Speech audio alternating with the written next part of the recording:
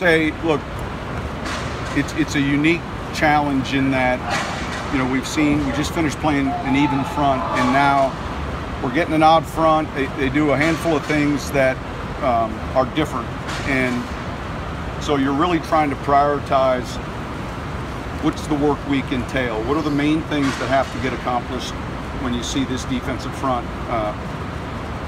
I would say they're probably as balanced from a tendency standpoint as any team that I can recall. 2 minute, there's 9 snaps of this, there's 9 snaps of this, there's 9 snaps of this. The balance in what they do, obviously they do a good job with their own self-scout. Same way in the red area, so they mix coverage as well.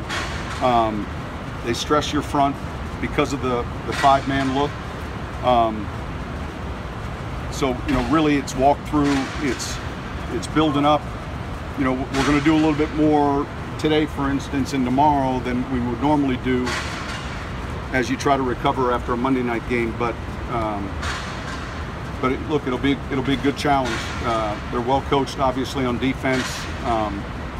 Both of the corners are playing well. The nickel is playing outstanding, and they've got smart safeties that when you watch the Chief game, they're in dime, they're in nickel, you're trying to keep track. They got a former safety playing outside linebacker for half the game.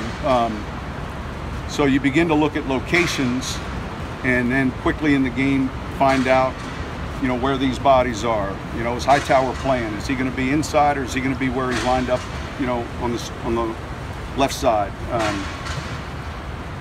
So the body types can change, and yet there's some fundamental things they believe in, and those are the things that are important when you're going through the walkthrough, and we'll quickly have to adjust as to who those guys are. When you're preparing for that, are there any similarities between the way you guys use offensive personnel and they use defensive personnel, just constantly shifting? But the thing that will take place is, look, you'll play quite a bit of nickel to 12 personnel. Certainly when we broke down the Kansas City game, you'd have to look long and hard for, a true base defense with just 4 DBs on the field. And part of that may be pertaining to the Chief game plan. Some of it might be based on their personnel. So as we're game planning, we're thinking about personnel and what we can expect.